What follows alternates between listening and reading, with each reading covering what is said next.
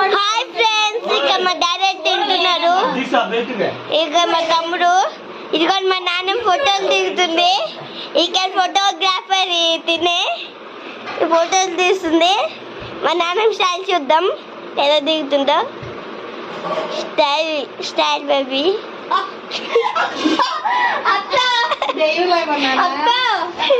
Style baby photo. అదిగోండి మా mummy అయితే ఇప్పుడు అంట్లు తోముతుంది. ఇంకా బయట బ్లాక్ చూపిస్తా. ఇది కారు.